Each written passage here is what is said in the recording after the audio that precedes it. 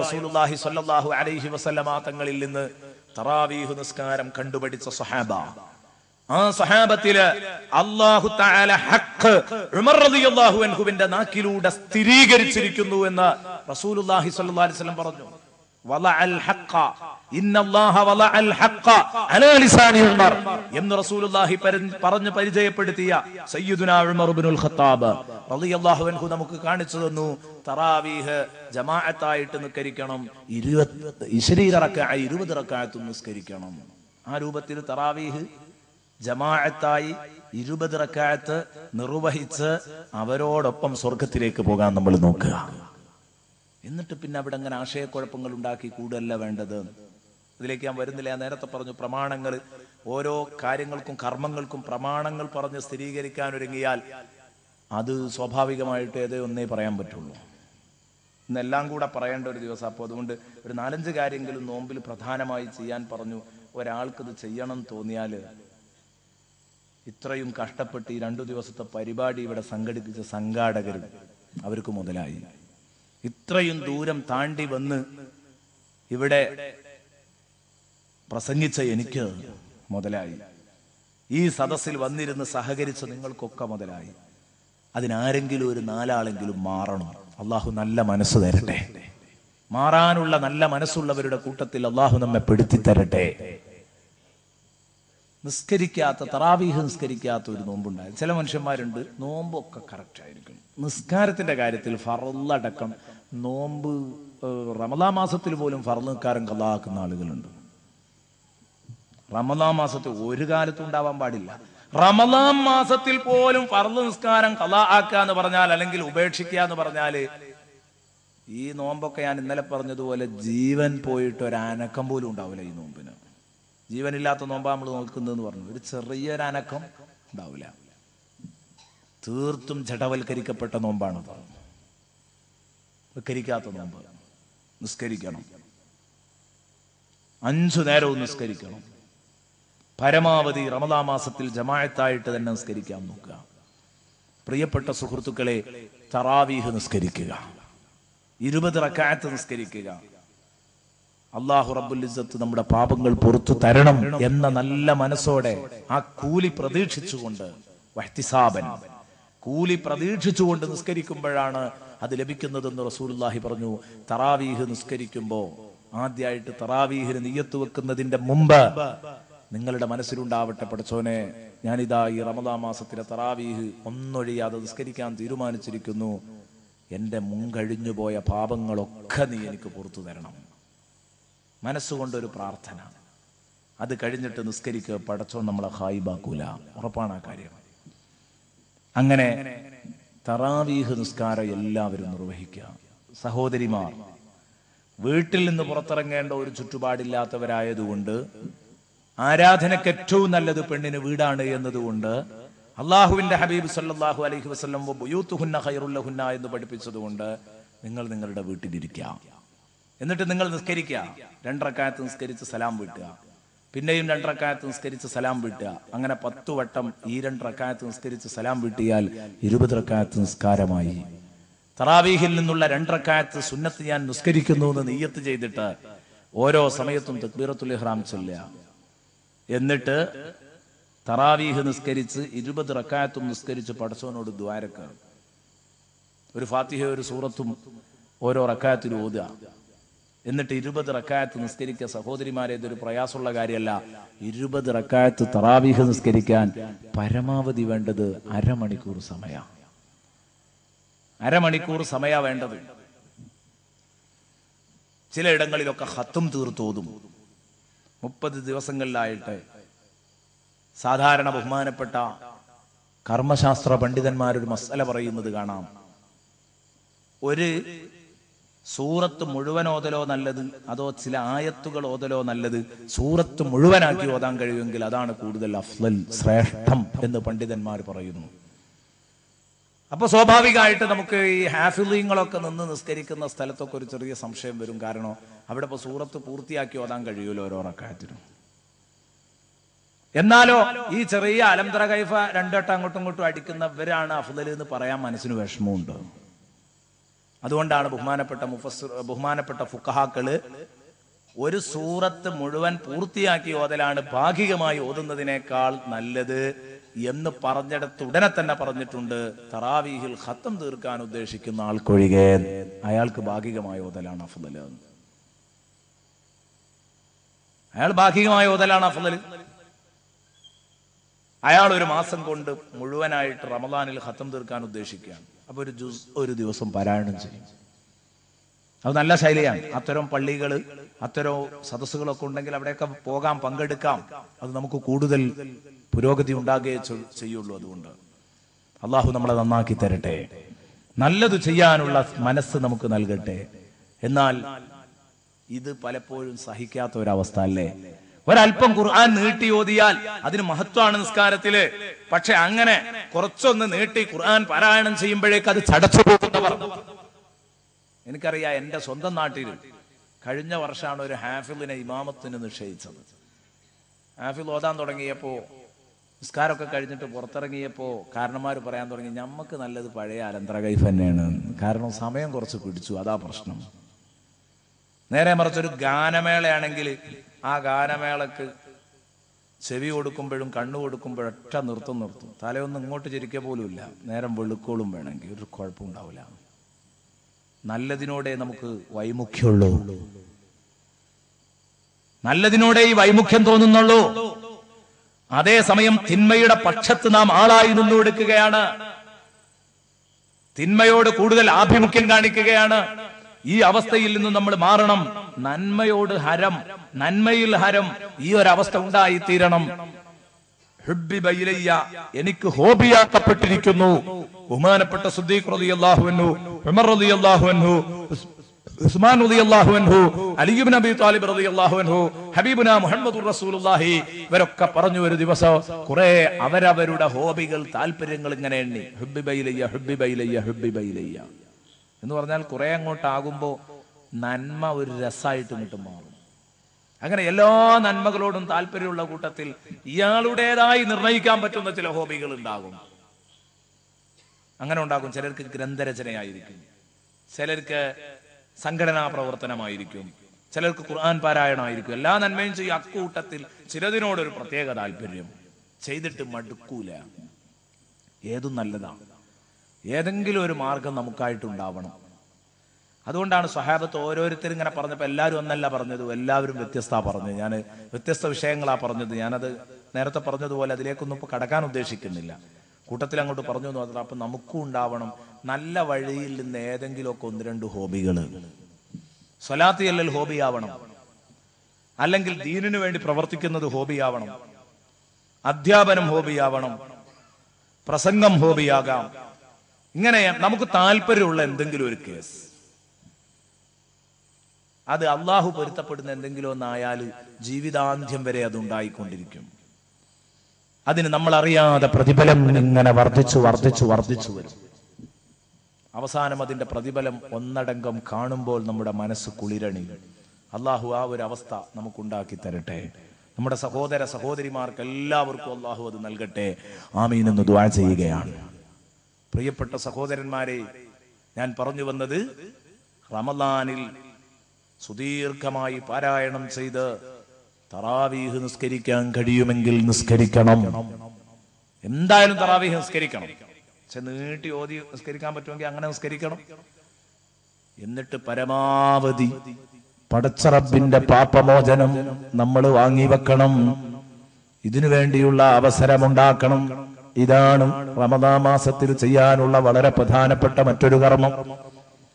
ഇനി പറയാനുള്ള മറ്റൊരു കർമ്മം റമദാനിൽ നോമ്പ് തുറപ്പിക്കലാണ്.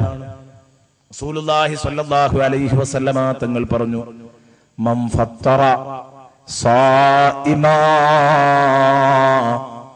നോമ്പ് നോറ്റവനെ ആരെങ്കിലും നോമ്പ് തുറപ്പിച്ചാൽ, നോമ്പ് നോറ്റവനെ ആരെങ്കിലും നോമ്പ് തുറപ്പിക്കുകയാണെങ്കിൽ ഹബീബ് മുഹമ്മദുർ റസൂലുള്ളാഹി സ്വല്ലല്ലാഹു അലൈഹി വസല്ലമ തങ്ങൾ പറഞ്ഞു, അവന് അവന്റെ കൂലി പോലോത്തത് ഇവനും ലഭിക്കും. കാനലഹു മിസ്ലു അജ്രിഹി മിൻ ഗൈരി അൻ യൻഖുസ മിൻ അജ്രിഹി ഷൈ.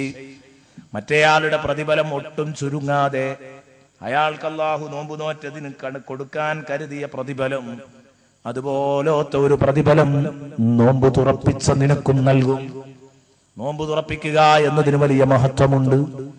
ഈ റമദാൻ മാസത്തിൽ ധാരാളം ആളുകളെ നോമ്പ് തുറപ്പിക്കണം. 1, 2, 3 ദിവസങ്ങൾ വലിയ പരിപാടിയായി സംഘടിപ്പിച്ചു തുറപ്പിക്കാം. അല്ലെങ്കിൽ ഇടയ്ക്കിടെ 4, 5 ദിവസം കൂടുമ്പോ ഇടയ്ക്കിടെ ഒരു 4, 5 ആളുകളെ വിളിച്ചിട്ട് തുറപ്പിച്ചു വിടാം. സൗകര്യം പോലെയൊക്കെ ചെയ്യാം. നോമ്പ് തുറപ്പിക്കുന്നതിന് വലിയ മഹത്വമുണ്ട്. ആ നോമ്പ് തുറപ്പിക്കുന്നവർക്ക് ഒരു കാരക്ക കൊടുത്താല്, ഒരു മുറുക്ക് വെള്ളം കൊടുത്താല്, വയറു നിറയെ ഭക്ഷണം കൊടുത്താല് അതിനൊക്കെ പ്രതിഫലം ഹബീബ് മുഹമ്മദുർ റസൂലുള്ളാഹി ഓഫർ പ്രഖ്യാപിച്ചിട്ടുണ്ട്. പ്രിയപ്പെട്ട സുഹൃത്തുക്കളെ, കളയരുത്. ഇതൊന്നും നമ്മൾ അശ്രദ്ധരായി നഷ്ടപ്പെടുത്തി കളയാൻ പാടില്ല. വെറുതെ കിട്ടുന്ന കൂലികൾ നാം വാരിക്കൂട്ടണം. ഒന്നും നമ്മൾ നഷ്ടപ്പെടുത്താതിരിക്കാൻ ശ്രമിക്കണം. ബഹുമാനപ്പെട്ട റസൂലുള്ളാഹി സഅദ് ഇബ്നു ഉബാദ റളിയല്ലാഹു അൻഹുവിന്റെ വീട്ടിലേക്ക് നബിയും തന്റെ കൂട്ടുകാരും അങ്ങ് കയറി ചൊല്ലുന്നു നോമ്പ് തുറക്കാൻ. സഅദ് ഇബ്നു ഉബാദ വളരെ സന്തോഷത്തോടെ സ്വീകരിച്ചു. ആ നോമ്പ് തുറ കഴിഞ്ഞ് വീട്ടിൽ നിന്ന് ഇറങ്ങുമ്പോ അല്ലാഹുവിന്റെ ഹബീബ് സല്ലല്ലാഹു അലൈഹി വസല്ലം ആ വീട്ടുകാരോട് പറഞ്ഞു, അഹ്ല ബൈത്ത്, ഓ വീട്ടുകാരെ, അക്കല ത്വആമകുമുൽ അബ്റാർ, ദാ ഏതാനും നല്ല ആളുകൾ നിങ്ങളുടെ ഭക്ഷണം കഴിച്ചു. നിങ്ങൾക്കിതിന് പകരം അല്ലാഹു നാളെ സ്വർഗത്തിൽ നിന്ന് ഭക്ഷണം കഴിപ്പിക്കട്ടെ എന്ന് റസൂലുള്ള പ്രാർത്ഥിച്ചു.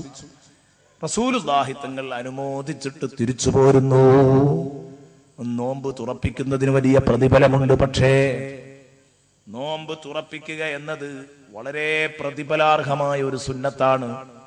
അതോടൊപ്പം എനിക്കൊരു കാര്യം പറയാനുള്ളത്, എൻ്റെ പ്രിയപ്പെട്ട ഉമ്മമാരോട്, ഈ സുന്നത്തായ നോമ്പ് തുറ നടത്തിയിട്ട് നിങ്ങൾക്ക് മഗ്രിബ് നിസ്കാരം ഖളാ ആക്കാൻ ഇസ്ലാമിൽ ഒരു പഴുതുമില്ല. എത്രയോ ഉമ്മമാര് ഇത് ഗൗരവത്തോടെ പറയേണ്ടിയിരിക്കുകയാണ്. നോമ്പ് തുറ നടത്തുന്നവരുണ്ട്. 100 ആളെയും 200 ആളെയും ഒക്കെ വെച്ചിട്ട് വലിയ പരിപാടി നടത്തിയിട്ട് നോമ്പും സൽക്കാരം ഉണ്ടാക്കി നോമ്പ് തുറപ്പിച്ച് വിടുമ്പോ ആ വീട്ടിലെ ഉമ്മമാര് മഗ്രിബും ഇശാവും ഒരുമിച്ചാണ് നിസ്കരിക്കുന്നത്. മഗ്രിബ് നിസ്കരിക്കുന്നില്ല. വീട്ടിലൊരു സൽക്കാരം ഉണ്ടെങ്കിൽ പിന്നെ നിസ്കാരമല്ല, വീട്ടിൽ കല്യാണം ഉണ്ടെങ്കിൽ പിന്നെ നിസ്കാരമല്ല. എന്തേ പ്രിയപ്പെട്ട സഹോദരാ സഹോദരി, നിന്റെ വീട്ടുമുറ്റത്തെ കല്യാണ പന്തലിൽ നിസ്കരിക്കാൻ ഒരു നിസ്കാര ഹാള് വേണം. ഇന്നലെ ഞാനൊരു കല്യാണത്തിന് പങ്കെടുത്തു. ആ കല്യാണത്തിന് പങ്കെടുത്തപ്പോ ഒരു സയ്യിദിന്റെ മോളെ കെട്ടിക്കുന്ന കല്യാണത്തിന് വീട്ടുമുറ്റത്തെ പന്തലിൽ ഒരു ഭാഗത്തതാ നിസ്കരിക്കാൻ വേണ്ടി പ്രത്യേകം സജ്ജമാക്കിയ സ്ഥലം. അതുകൊണ്ട് തന്നെ ആ കല്യാണത്തിന് വന്ന മുഴുവൻ ആളുകൾ നിസ്കരിക്കുന്നത് കാണുമ്പോ അവരും നിസ്കരിച്ചു. അതേ പ്രിയപ്പെട്ട പെങ്ങളെ, നിന്റെ വീട്ടിൽ കല്യാണ ദിവസം എല്ലാ റൂമുകളും മലിനമായാലും നിസ്കാര റൂം മലിനമാകാൻ പാടില്ല. അവിടെ കയറിയിട്ട് 2, 3, 4 സഹോദരിമാര് കൂട്ടം കൂട്ടമായി നിസ്കരിക്കട്ടെ, അല്ലെങ്കിൽ ഒറ്റക്ക് നിസ്കരിച്ച് സുദുഹർ ഖളാ ആക്കുന്ന ഒരു ചുറ്റുപാടുണ്ടാക്കാൻ പാടില്ല. അസ്ർ ഖളാ ആക്കുന്ന ഒരു ചുറ്റുപാടുണ്ടാക്കാൻ പാടില്ല. പ്രത്യേകിച്ച് നോമ്പ് തുറപ്പിക്കുന്ന ദിവസങ്ങളിലൊക്കെ ഇത്രയും നല്ല ഒരു ആരാധനക്ക് വേണ്ടിയിട്ട്, സുന്നത്തായ കർമ്മം നടത്താൻ വേണ്ടിയിട്ട് മഗ്രിബ് നിസ്കാരം ഖളാ ആക്കുന്ന ചുറ്റുപാട് പാടില്ല. ഇത് വളരെ ഗൗരവത്തോടെ ആലോചിക്കണം. എന്നാ പിന്നെ നോമ്പും തുറ എന്നെ നിർത്തിയൊക്കെ ഉസ്താദേ നല്ലത് എന്ന് പറയും. കാരണം നോമ്പും തുറ ഉണ്ടാക്കിയോ നിസ്കാരം ഖളാ ആവുന്നുള്ള ഉറപ്പാ. ഈ സുന്നത്തിന് വേണ്ടി എന്തിനാണ് നിസ്കാരം ഖളാ ആക്കുന്നത് എന്ന് ചോദിച്ച് ഞങ്ങൾ ഇന്ന് മുതൽ ഒറ്റക്കുട്ടിയെ നോമ്പ് തുറപ്പിക്കില്ല തീരുമാനിച്ചു കഴിയും. എന്റെ വയറിൽ തന്നെ ചിലപ്പോ ഇന്നലെ വേറൊരു കാര്യം പറഞ്ഞപ്പോ ഞാൻ പറഞ്ഞിരുന്നു, വെളുക്കാൻ തേച്ചത് പണ്ടാകരുത് എന്നതുപോലെ നോമ്പും തുറ എന്ന ഒരു സംഗതി ഇല്ലാതെയാക്കാൻ പാടില്ല. അതുകൊണ്ട് മറിച്ച് നോമ്പ് തുറപ്പിക്കണം, അതോടൊപ്പം നിസ്കരിക്കണം എന്നുള്ള ബോധം നിങ്ങൾക്കുണ്ടാവണം. അതുണ്ടായാൽ നടക്കും. എല്ലാ സഹോദരിമാരും ഒരുമിച്ച് നിസ്കരിക്കാൻ പോയെങ്കിലേ കുഴപ്പമുള്ളൂ. എടുക്കാനും വിളമ്പാനും ഭക്ഷണം റെഡിയാക്കി കൊടുക്കാനും ഒക്കെ ഉള്ള പ്രയാസം, വിളമ്പി കൊടുക്കാനും ഒക്കെ ഉള്ള പ്രയാസം. അതേസമയം 2, 3 സഹോദരിമാർ പോയിട്ട് നിസ്കരിച്ചല്ലേ ഓരോരുത്തർ പോയി നിസ്കരിച്ചു വരുന്നതിന് എന്ത് തടസ്സമുള്ളത്? ശ്രദ്ധിക്കാത്തത് കൊണ്ടാണ്. ഞാൻ നേരത്തെ പറഞ്ഞാൽ ഒരു കല്യാണമൊന്നും വേണ്ട, ചെറിയ സൽക്കാരം ഉണ്ടായാൽ മതി വീട്ടിൽ. അന്ന് സുബഹി നിസ്കരിക്കണ വീട്ടിലാണെങ്കിൽ അപ്പൊ ഈ പറയുന്നത് സുബഹി കരിച്ചാൽ പിന്നെ ദുഹറില്ല, അസറില്ല, മഗ്രിബായിരിക്കും ആ വീട്ടിൽ പിന്നെ നിസ്കരിക്കുക. സ്ഥിരം കാഴ്ചയാണ് മലപ്പുറത്തൊക്കെ. ഇവിടെ ഇനി എന്താ അവസ്ഥ എന്ന് എനിക്ക് അറിഞ്ഞൂടാ. ഈ ഒരവസ്ഥ നമുക്കുണ്ടാവാൻ പാടില്ല. അത് കൂട്ടത്തിൽ ഉണർത്തിയെന്ന് മാത്രം. റമദാനിന്റെ കാര്യം പറഞ്ഞതാണ്. റമദാനിൽ നോമ്പ് തുറപ്പിക്കുന്നതിന് വലിയ പ്രതിഫലമാണ്. നോമ്പ് തുറപ്പിക്കണം, ധാരാളം ആളുകൾക്ക് നോമ്പ് തുറപ്പിക്കണം. നോമ്പ് തുറപ്പിക്കാൻ പള്ളിയിലേക്ക് സാധനങ്ങൾ കൊണ്ടുപോകുന്ന ശൈലിയുണ്ട്. ആവാം, പള്ളിയിലേക്ക് സാധനങ്ങൾ കൊണ്ടുപോകാറുണ്ട്.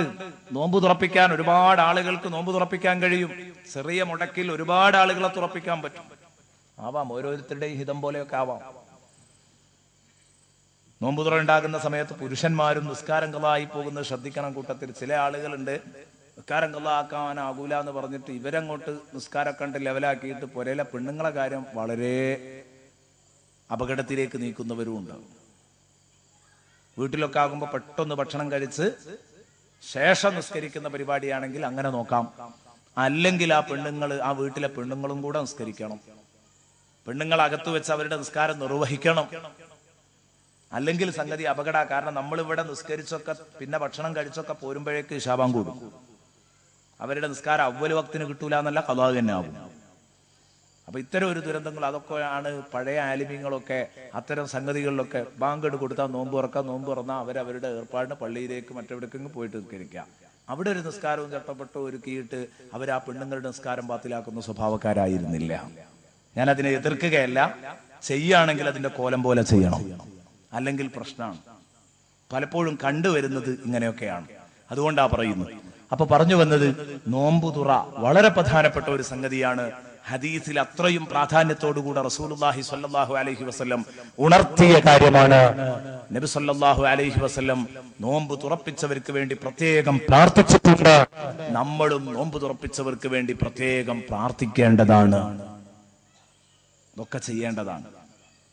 ഇനി റമദാൻ മാസത്തിൽ നമുക്ക് ചെയ്യാൻ പറ്റിയ ഒരുപാട് പണിയുണ്ട്. ആ കൂട്ടത്തിൽ വളരെ പ്രധാനപ്പെട്ട ഒരു കാര്യം, ബഹുമാനപ്പെട്ട ബീവി ആയിഷത്തു സിദ്ദീഖ റളിയല്ലാഹു അൻഹയോട് ഹബീബ് മുഹമ്മദുർ റസൂലുള്ളാഹി സ്വല്ലല്ലാഹു അലൈഹി വസല്ലമ തങ്ങൾ പറയുകയാണ്.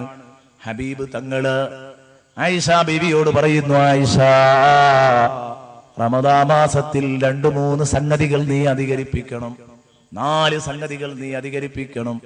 ഒന്ന്, ഷഹാദത്ത് കലിമ അധികരിപ്പിക്കണം. അഷ്ഹദു അല്ലാ ഇലാഹ ഇല്ലല്ലാഹ്. ഇസ്തിഗ്ഫാർ അധികരിപ്പിക്കണം. അസ്തഗ്ഫിറുല്ലാഹ്. സ്വർഗത്തെ ചോദിക്കലിനെ അധികരിപ്പിക്കണം. അസ്അലുകൽ ജന്ന. നരകത്തെ തൊട്ട് മോചനം തേടലിനെ അധികരിപ്പിക്കണം. വഅഊദു ബിക മിനന്നാർ.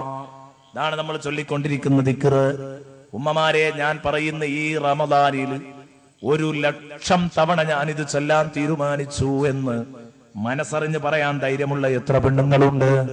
ചൊല്ലാൻ സമയം കാണണം. വെറുതെ മുറ്റം അടിച്ചു വാരുന്ന സമയത്ത് പറഞ്ഞൂടെ? അകം തുടക്കുമ്പോൾ ചൊല്ലിക്കൂടെ? ഇതിനൊരു മുടക്കുമില്ലല്ലോ. എന്നല്ല, ആർത്തവരക്തമുള്ളപ്പോൾ എല്ലാം സ്റ്റോപ്പായി പോയാലും ദിക്റുകൾ സ്റ്റോപ്പാകൂല. ചൊല്ലിക്കൂടെ നിങ്ങൾക്ക്? അഷ്ഹദു അല്ലാ ഇലാഹ ഇല്ലല്ലാഹ്, അസ്തഗ്ഫിറുല്ലാഹ്, അസ്അലുകൽ ജന്നത വഅഊദു ബിക മിനന്നാർ. എത്ര നല്ല വാക്കുകളാണ് ആ പറയുന്നത്. അതിന്റെ ഓരോന്നിന്റെ വിശദീകരണത്തിലേക്ക് ഞാൻ കടക്കുന്നില്ല.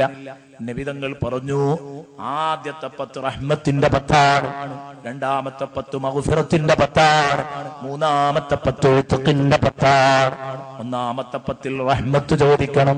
അതിനാണ് നമ്മൾ ചൊല്ലുന്നത് എല്ലാ നിസ്കാരത്തിനു ശേഷം എന്ന് മാത്രമല്ല, എല്ലാ സമയത്തും ഒന്നാമത്തെ 10ൽ നമ്മൾ ചൊല്ലണം. ധാരാളം തവണ ചൊല്ലണം. ഇത്ര തവണയെ ചൊല്ലാവൂ എന്ന് ലിമിറ്റില്ല. ചൊല്ലിക്കോ, കഴിയുന്നത്ര ചൊല്ലിക്കോ. ശേഷിക്കനുസരിച്ച്, മനസ്സിന്റെ കരുത്തിനനുസരിച്ച് നീ ചൊല്ലിക്കോ. അല്ലാഹുമ്മർഹംനി യാ അർഹമർ റഹീമീൻ. നടുവിലത്തെ 10ൽ അല്ലാഹുമ്മഗ്ഫിർലി ദുനൂബി യാ റബ്ബൽ ആലമീൻ. മൂന്നാമത്തെ 10ൽ അല്ലാഹുമ്മ അഅ്തിഖ്നി മിനന്നാർ വഅദ്ഖിൽനിൽ ജന്നത യാ റബ്ബൽ ആലമീൻ. അല്ലാഹുമ്മ ഇന്നക അഫൂൻ തുഹിബ്ബുൽ അഫ്വ ഫഅഫു അന്നീ. ഈ ദിക്റുകൾ ഓരോ 10ലും നിങ്ങൾ ചൊല്ലണം. ഒന്നാമത്തെ 10 റഹ്മത്തിന്റെ 10ആണ് ഇൻഷാ അല്ലാഹ് ഈ റമദാനിൽ ഞാൻ ഉദ്ദേശിക്കുന്നുണ്ട് റഹ്മത്തിന്റെ 10 വിശാലമായി ചർച്ച ചെയ്യണമെന്ന് ഉദ്ദേശിക്കുന്നുണ്ട്. കാരണം നമുക്കെന്താ റഹ്മത്ത് എന്നുള്ളത് ഒരു പിടുത്തവുമില്ല.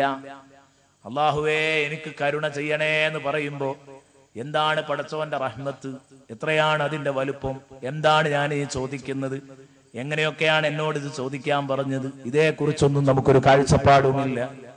അതുകൊണ്ട് തന്നെ അത്തരം വിഷയങ്ങളിൽ കാഴ്ചപ്പാടുണ്ടായാൽ ഈ ദിക്റ് ചൊല്ലുമ്പം മനസ്സിൽ തട്ടിച്ചൊല്ലും. അപ്പോൾ അള്ളാഹു നമുക്ക് തുറന്നു തരും അവന്റെ റഹ്മത്തിന്റെ ഖജനാവ്. അള്ളാഹു റബ്ബുൽ ഇസ്സത്ത് അത് നമുക്ക് തുറന്നു തന്നാ നമ്മൾ രക്ഷപ്പെട്ടു. ഇൻഷാ അല്ലാഹ് ഞാൻ വിശദമായി പിന്നീട് ചർച്ച ചെയ്യുന്നുണ്ട്. ഇവിടെ അതിലേക്കുള്ള ഒരു ചെറിയ എത്തിനോട്ടം മാത്രം നടത്തുകയാണ്. ഒറ്റ കാര്യം പറയുന്നു, അല്ലാഹുമ്മ അർഹംനീ യാ അർഹമർ റഹീമീൻ. കാരുണ്യവാന്മാരിൽ കാരുണ്യവാനായ കരുണക്കടലായ തമ്പുരാനെ എന്നോട് കരുണ കാണിക്കണേ. എന്താണ് ഈ പറഞ്ഞ പ്രാർത്ഥനയുടെ അർത്ഥം? അള്ളാഹുവിന്റെ റഹ്മത്ത് ചോദിച്ചു വാങ്ങാണ്. പടച്ചവനോട് റഹ്മത്ത് ചോദിച്ചു വാങ്ങുന്നു. എവിടെ? ദുനിയാവിലും ആഖിറത്തിലും പടച്ച റബ്ബിനോട് നമ്മൾ റഹ്മത്ത് ചോദിച്ചു വാങ്ങുകയാണ്. വക്തുബ് ലനാ ഫീ ഹാദിഹി ദുനിയാ ഹസന വഫിൽ ആഖിറതി ഇന്നാ ഖുദ്നാ ഇലൈക ഖാല അദാബി ഉസീബു ബിഹി മൻ അശാഉ വറഹ്മതി വസിഅത് കുല്ല ഷൈ ഫസാക്തുബുഹാ ലില്ലദീന യത്തഖൂന വയുഅ്തൂന അസ്സകാത വല്ലദീന ഹും ബിആയാതിനാ യുഅ്മിനൂൻ. കണ്ടോ നിങ്ങൾ? ബഹുമാനപ്പെട്ട മൂസാ നബി അലൈഹിസ്സലാം 70 ആളുകളെ തെരഞ്ഞെടുക്കാൻ പടച്ചോൻ പറയുകയും തെരഞ്ഞെടുത്ത് തൂരിസീനായിലേക്ക് കൊണ്ടുപോകാൻ പറയുകയും ചെയ്ത സംഭവമാണ് ഇതിനു മുമ്പ് പറയുന്നത്. അങ്ങനെ അവരെ കൊണ്ടുപോയി അള്ളാഹു റബ്ബുൽ ഇസ്സത്ത് അവിടെ വെച്ചിട്ട് അവരെ മരിപ്പിച്ച രംഗം ബഹുമാനപ്പെട്ട മൂസാ നബി അലൈഹിസ്സലാം അതിൽ ഇടപെടുന്നു. പടച്ചോനോട് മാപ്പ് ചോദിക്കുന്നു. അള്ളാഹു രണ്ടാമത് ജീവിപ്പിക്കുന്നു. ബഹുമാനപ്പെട്ട മൂസാ നബി അലൈഹിസ്സലാം പറയുന്നു, വക്തുബ് ലനാ ഫീ ഹാദിഹി ദുനിയാ ഹസന വഫിൽ ആഖിറതി ഇന്നാ ഹുദനാ ഇലൈക. പടച്ചവനെ, ഞങ്ങൾ നിന്നിലേക്ക് പക്ഷാതപിച്ചു മടങ്ങിയിരിക്കുകയാണ്. ഞങ്ങൾക്ക് ദുനിയാവിലും ആഖിറത്തിലും നീ നന്മ തരണേ, കണക്കാക്കണേ എന്ന് പടച്ച റബ്ബിനോട് പറയുമ്പോ പടച്ച റബ്ബ് പറയുന്നു, അദാബി ഉസീബു ബിഹി മൻ അശാ. എന്റെ അദാബ് ഞാൻ ഉദ്ദേശിച്ചവർക്ക് ഞാൻ എത്തിക്കും. അതേസമയം വറഹ്മതി, എന്റെ ഒരൊറ്റ റഹ്മത്ത് വസിഅത് കുല്ല ഷൈ, എല്ലാ വസ്തുക്കൾക്കും അത് വിശാലമാണ് കേട്ടോ.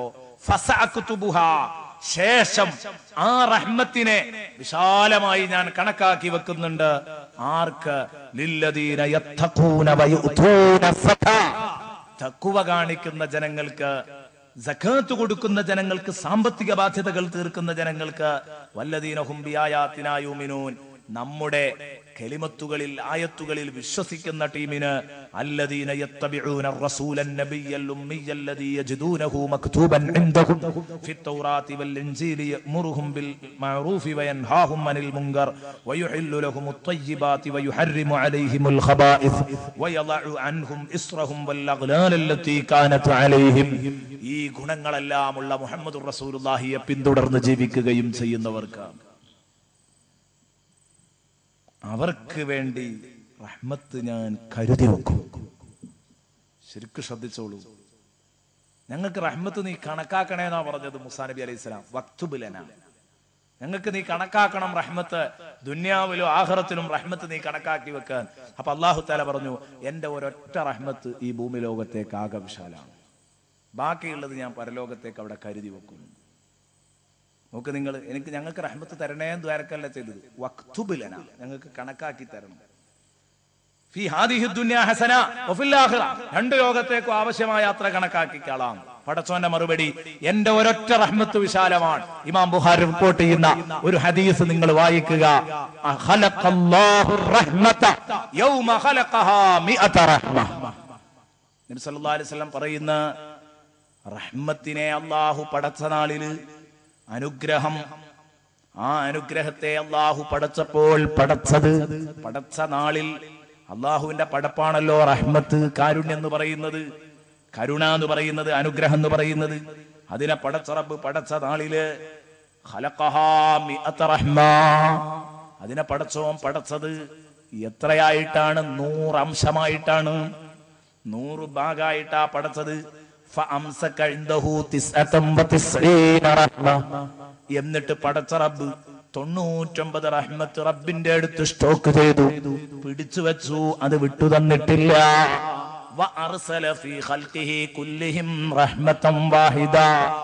അള്ളാഹുവിന്റെ ഈ ഭൂമി ലോകത്തുള്ള കോടാനക്കോടി സൃഷ്ടികൾക്ക് അള്ളാഹ് വിട്ടു തന്നത് ഒരേ ഒരു റഹ്മത്ത് മാത്രമാണ്.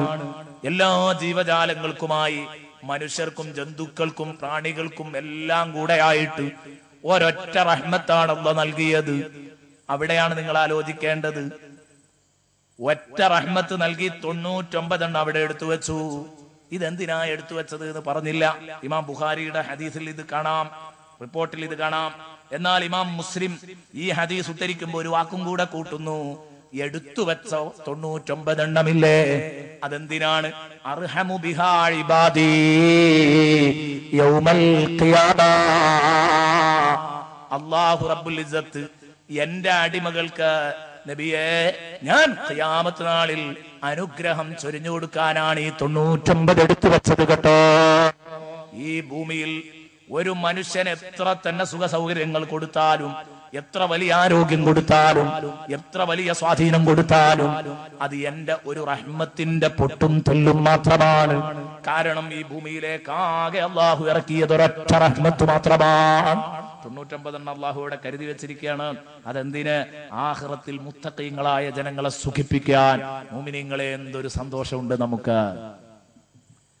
ഈ ഭൂമി ലോകത്തേക്ക് ഇമാം ബുഖാരി മുസ്ലിം റിപ്പോർട്ട് ചെയ്ത ഹദീസാണ്. ആ ഹദീസിനെ പിന്തുണക്കുന്ന ആയത്താണ് ഞാൻ ഇവിടെ ഓതി വെച്ചത്. സൂറത്തുൽ അറാഫിലെ 156-ാമത്തെ ആയത്ത്. റഹ്മത്തിനെ 100 അംശമായിട്ട് പടച്ചു, അതിൽ ഒന്ന് മാത്രം വിട്ട് എന്നത് ചിന്തിക്കുക. എന്ത്? കൊടുങ്ങല്ലൂരിലെ റഹ്മത്ത് മാത്രമല്ല ഈ പറഞ്ഞത്, കേരളത്തിലെ റഹ്മത്ത് മാത്രമല്ല ഈ പറഞ്ഞത്.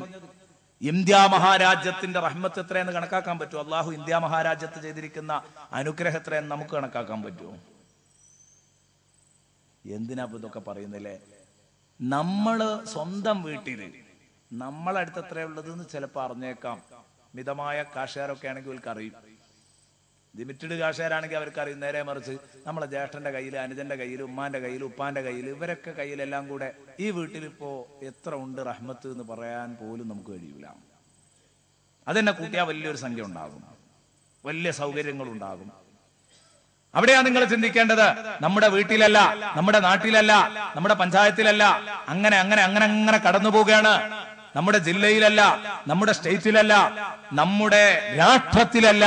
ഇന്ത്യ മഹാരാഷ്ട്രത്തെ പോലെയുള്ള ധാരാളം വൻകിട രാഷ്ട്രങ്ങള്, അതിലേറെ വലുപ്പമുള്ള വൻകിട രാഷ്ട്രങ്ങള്, ആ വൻകിട രാഷ്ട്രങ്ങളുടെ മുഴുവൻ ഉൽപ്പന്നങ്ങളും അവയുടെ മുഴുവൻ സൗകര്യങ്ങളും ഒന്ന് മനസ്സിൽ സങ്കല്പിച്ചു നോക്ക്. സാധ്യമല്ല സങ്കല്പിക്കാൻ.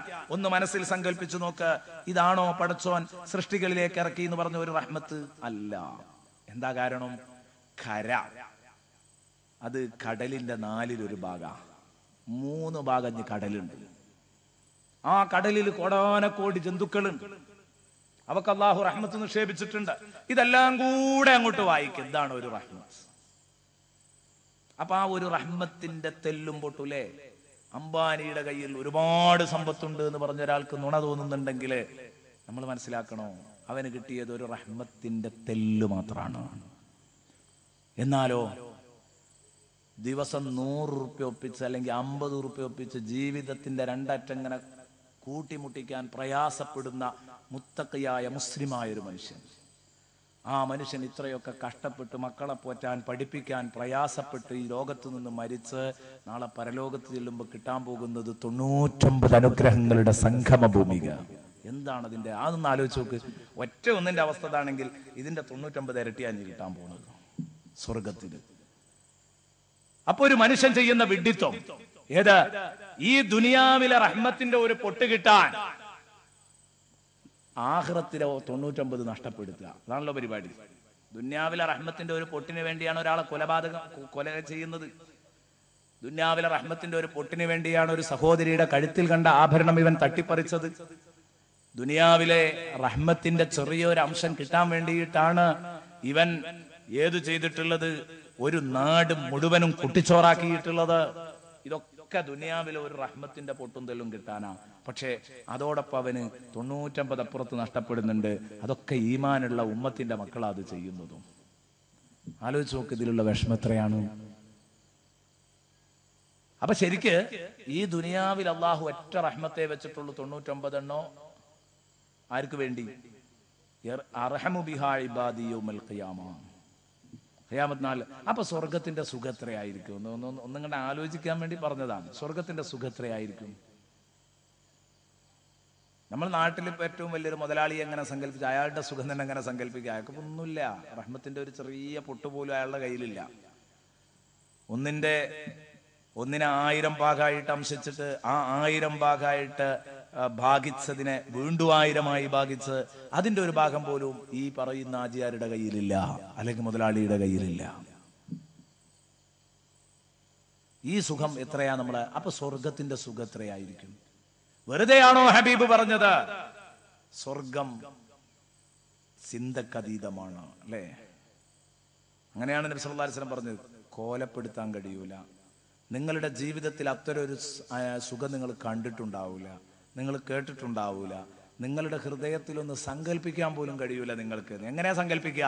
ഒരു റഹ്മത്തിനെ മുഴുവൻ കാണാതെ ഒരു റഹ്മത്തിന്റെ തെല്ലിലും വക്കത്തും ഇരുന്നു കൊണ്ട് 99 റഹ്മത്തിനെ കുറിച്ച് ഇങ്ങനെ സങ്കല്പിക്കുക. എന്നിട്ട് അത് നമുക്ക് ബോധ്യപ്പെടുന്നില്ലെങ്കിൽ സ്വർഗമല്ല എന്ന് പറയാം. ഇത് വിഡ്ഢിത്തല്ലേ? നബി തങ്ങൾ പറഞ്ഞു, ഫീഹാ മാലാ ഐനുൻ റഅത് വലാ ഉദുനുൻ സമിഅത് വലാ ഖതറ അലാ ഖൽബി ബശർ.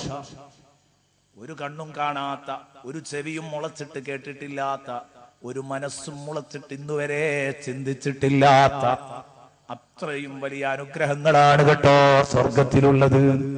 കാരണം ഒന്നിന്റെ ഠാവട്ടത്തിൽ കൂടുന്ന ആളുകൾക്ക് 99 എങ്ങനെയാണ് എന്ന് പറഞ്ഞു കൊടുക്കാൻ കഴിയില്ല. അത് അവിടെ എത്തുമ്പോൾ, അവിടെ അനുഭവിക്കുമ്പോൾ നിങ്ങൾ തിരിച്ചറിയുമെന്നാണ് പറഞ്ഞത്. ഈ റഹ്മത്താണ് നമ്മൾ ഈ ചോദിക്കുന്നത്. ദുനിയാവിലും ആഖിറത്തിലും കൂടെ ഉള്ള റഹ്മത്താണ് ഈ ചോദിക്കുന്നത്. അല്ലാഹുമ്മർഹംനി യാ അർഹമർ റഹീമീൻ. ഇത്രയും വലിയ റഹ്മത്ത് ചോദിക്കുമ്പോ റഹ്മത്തിന്റെ ചെറിയ ഒരു വ്യാപ്തിയെ കുറിച്ച് പോലും അറിയാതെ നമ്മൾ എന്താ ചെയ്യുന്നത്? ഇമാമ് മറന്നില്ലെങ്കിൽ നിസ്കാരത്തിന്റെ ശേഷം ഒരു 3 തവണ, അതിലപ്പുറം നമ്മൾ ഇത് ചൊല്ലിയോ ഇല്ല. നിസ്കാരത്തിന്റെ ശേഷം തന്നെ ചൊല്ലണമെങ്കിൽ ഇമാമ് മറക്കരുത്. ഇമാമ് മറന്നാ നമ്മളും മറന്നു. ഇതല്ലേ നമ്മുടെ അവസ്ഥ. എന്നാൽ ഈ റമദാൻ മാസത്തിൽ എന്റെ പ്രിയപ്പെട്ട പെങ്ങളെ, എന്റെ പ്രിയപ്പെട്ട ഉമ്മ, ഒരു ശപഥം ചെയ്യ് പെങ്ങളെ. ഞാൻ ഓതും എന്നൊരു ശപഥം. എന്റെ പ്രിയപ്പെട്ട സഹോദര, അനുജ, ജ്യേഷ്ഠ, നിങ്ങൾ എടുക്കൊരു തീരുമാനം. ഞാൻ ചൊല്ലും, എത്രയോ തവണ ഈ ദിക്റുകൾ ഞാൻ ചൊല്ലും. അല്ലാഹുമ്മർഹംനി യാ അർഹമർ റഹീമീൻ. ഇതാണ് അല്ലാഹു തആല പറഞ്ഞത്, വറഹ്മതി വസിഅത് കുല്ല ഷൈഇൻ. ഒറ്റ റഹ്മത്ത് തന്നെ ലോകത്തുള്ള മുഴുവൻ വസ്തുക്കൾക്കും വിശാലമാണ്. എന്നാൽ ആ റഹ്മത്തിനെ ഞാൻ കരുതി വെക്കുന്നുണ്ട്. ഫസഅക്തുബുഹാ. ഇപ്പോഴത്തെ കഥയല്ല, ഇനി വരാനുള്ള കഥ. ലില്ലദീന യത്തഖൂന വയൂതൂന സകാത വല്ലദീന ഹും ബിആയാതിനാ യുമിനൂൻ. അത് അവർക്ക് മാത്രം കിട്ടുന്നതാണ്. ദുനിയാവിലേക്ക് ഇറക്കി കൊടുത്ത ഒറ്റ റഹ്മത്തുണ്ടല്ലോ, 100ന്റെ ഒരു ഭാഗം. ആ ഭാഗം കൊണ്ട് മുഅ്മിനുമുണ്ട്, കാഫിറിനുമുണ്ട്, അതുപോലെ തന്നെ മനുഷ്യനുമുണ്ട്, മൃഗത്തിനുമുണ്ട്, ജന്തുജാലങ്ങൾക്കുമുണ്ട്. എല്ലാറ്റിനും ഞാൻ കൊടുക്കുന്നുണ്ട്. ഇനി 99 അതെന്റെ മുഅ്മിനീങ്ങൾക്ക് മാത്രം. എന്തായിരിക്കും സ്വർഗലോകത്തിന്റെ അവസ്ഥ? വെറുതെയാണോ ഹബീബ് മുഹമ്മദുർ റസൂലുള്ളാഹി സ്വർഗം കണ്ണുകൊണ്ട് കാണുമ്പോ ഹബീബ് നിസ്കാരത്തിൽ തന്നെ അത് പിടിക്കാൻ വേണ്ടി കയ്യെന്നെത്തിപ്പിടിക്കുകയാണ്. സ്വർഗത്തിന്റെ സുഖ സൗകര്യങ്ങൾ സഹാബ എനിക്കത് പറഞ്ഞു തരാൻ പറ്റൂല, അത് നിങ്ങളവിടെ വരണം. ഞാൻ ആ പറിക്കാൻ വേണ്ടി കൈ നീട്ടിയപ്പോ അത് നഷ്ടപ്പെട്ടുപോയി. അതവിടെ നിൽക്കുകയാണെങ്കിൽ അതിലൊരു കൊലയാൻ പറിച്ചിരുന്നെങ്കിൽ തീരോളും ദുനിയാവ് അവസാനിക്കോളും തിന്നാലും നമുക്ക് വിശപ്പുണ്ടാവൂലായിരുന്നു. അതങ്ങനെ ഉപയോഗിക്കായിരുന്നു, നമുക്കത് തീരൂല എന്ന് റസൂലുള്ളാഹി സ്വല്ലല്ലാഹി അലൈഹി വസല്ലം പറഞ്ഞു. കാരണം സ്വർഗത്തിലെ അവസ്ഥ അതാണ്. ഒരു കായങ്ങ് പൊട്ടിക്കുമ്പോൾ മറുകായ അവിടെ തന്നെ ജന്മമെടുക്കുന്നു. എന്തൊരു ഭംഗിയിലാണ് കാര്യങ്ങൾ നടക്കുന്നത്, എത്ര സൗകര്യപൂർവമാണ് വിഷയങ്ങൾ നടക്കുന്നത്. അതുകൊണ്ട് ആ സ്വർഗം ചോദിക്കാനും ഭൂമിയിലെ അനുഗ്രഹങ്ങൾ ചോദിച്ചു വാങ്ങാനും നമ്മൾ മറക്കരുത്. എന്നാ നമ്മൾ ഈ ഭൂമിയിലെ ഒരു റഹ്മത്തിൽ മാത്രം കുടുങ്ങിക്കിടക്കുകയാണ്. റഹ്മത്തിന്റെ പൂർണ്ണമായ അവസ്ഥ നമുക്കറിയൂല. ഈ ഒരു റഹ്മത്തിന്റെ പൊട്ടും തെല്ലുമാണ് വലിയ സംഭവം എന്ന് കരുതിപ്പോയി. ഒന്നുമല്ല, ഈ ഒരു റഹ്മത്ത് അല്ലാഹ് മെയിൻറ്റു ചെയ്തിട്ടേ ഇല്ല. അതുകൊണ്ടാണ് അത് ആർക്കും അനുവദിച്ചത്? അവിശ്വാസിക്കും അനുവദിച്ചത്. അല്ലെങ്കിൽ അല്ലാഹു റബ്ബുൽ ഇസ്സത്ത് അത് അവിശ്വാസിക്ക് ഒരു കാരണവശാലും അനുവദിക്കാൻ പാടില്ലായിരുന്നു. ഖുർആൻ തന്നെ പറയുന്നത് നിങ്ങൾ കണ്ടിട്ടില്ലേ? സൂറത്തു സുഖ്റുഫിൽ ഒരായത്ത് കാണാം. വലൗലാ അൻ യകൂനന്നാസു ഉമ്മതൻ വാഹിദതൻ ലജഅൽനാ ലിമൻ യക്ഫുറു ബിർറഹ്മാനി ലിബുയൂതിഹിം സുഖുഫൻ മിൻ ഫിദ്ദ വമആരിജ അലൈഹാ യദ്ഹറൂൻ വലിബുയൂതിഹിം അബ്വാബാ വസുറുറൻ അലൈഹാ യത്തകിഊൻ വസുഖ്റുഫാ وإن كل ذلك لما متاع الحياة الدنيا والآخرة عند ربك للمتقين. സൂറത്തു സുഖ്റുഫിന്റെ 34-35 ആയത്തുകള്. എന്തേ? ഈ ദുനിയാവിലെ സുഖം മോമിനീങ്ങളെ നിങ്ങൾക്കും കൂടെ അള്ളാഹു അനുവദിച്ചു.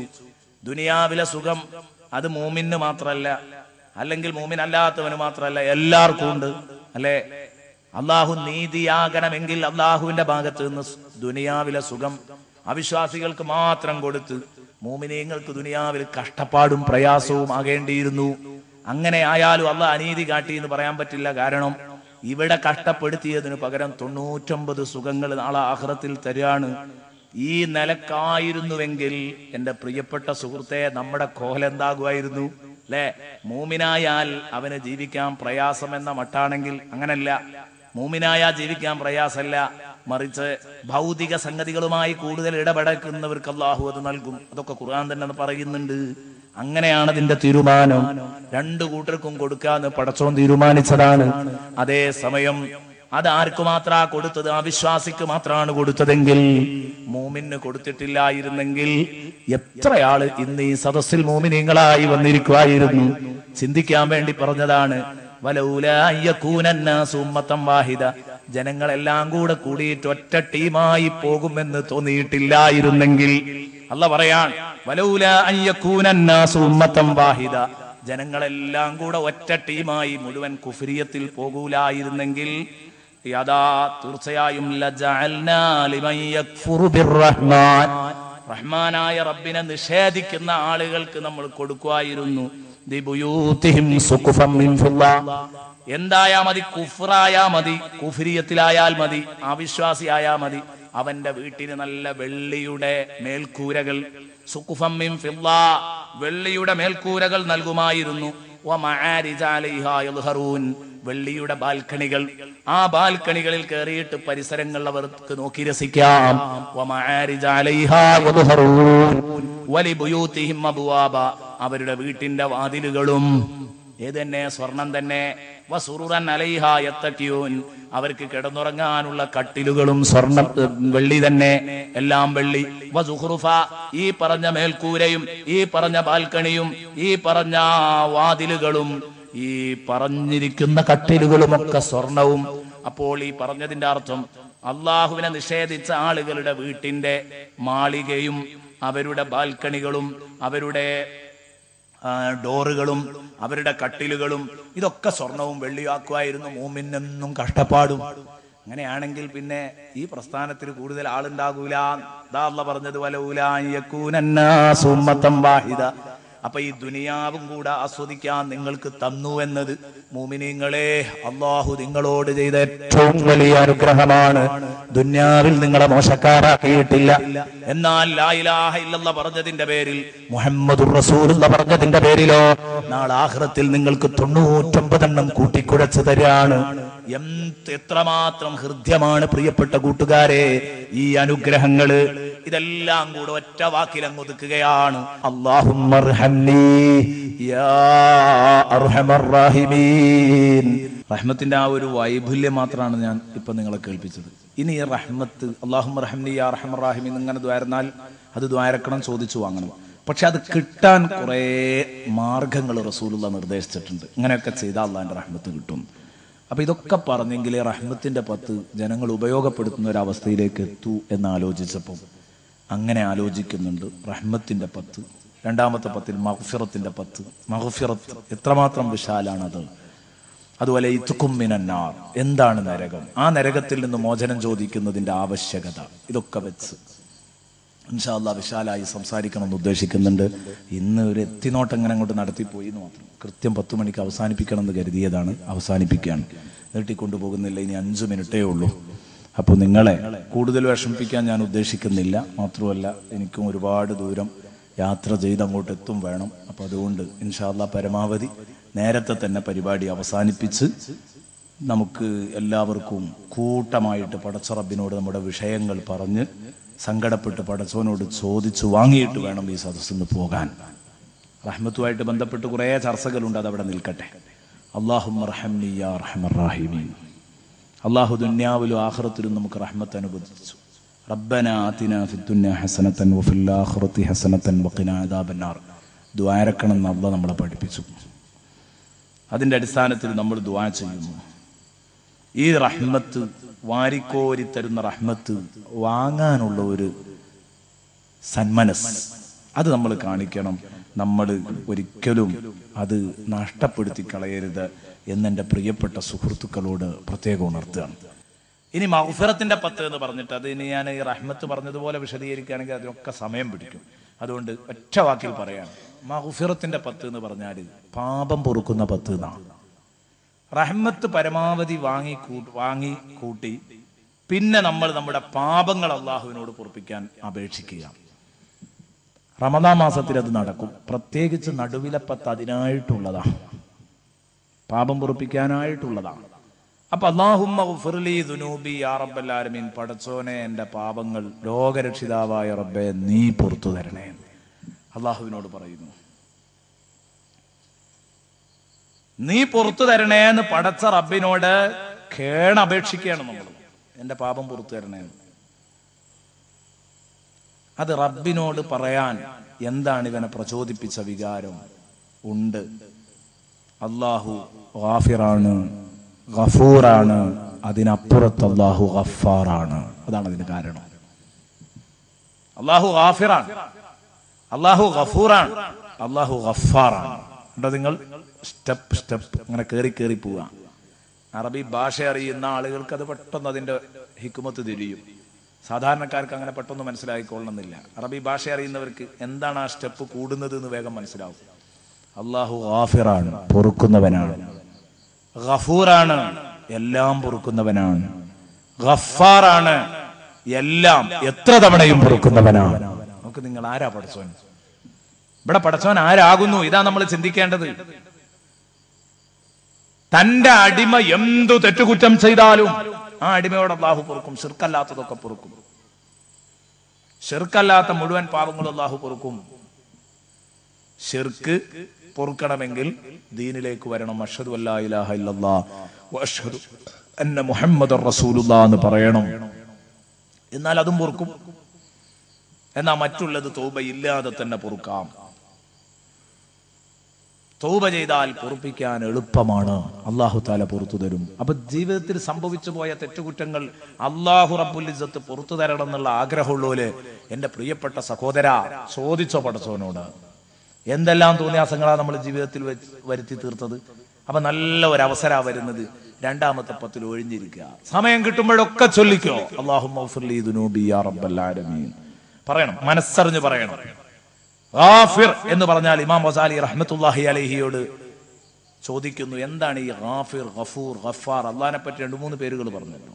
പൊറുക്കുന്നവൻ എന്ന് പറയുമ്പോൾ 3 രൂപത്തിൽ പറയാൻ കാരണം എന്താണ്? മഹാനവറുകൾ പറഞ്ഞു, ഗാഫിർ ഭാഗികമായി പൊറുക്കുന്ന അല്ലാഹു, അല്ലദീ യഗ്ഫിറു ബഅദ ദുനൂബ, ഭാഗികമായി പൊറുക്കുന്ന റബ്ബ് എന്ന് പറഞ്ഞാൽ പൊറുക്കുന്നവൻ എന്ന് പറയാം. എല്ലാം പൊറുക്കണ്ട.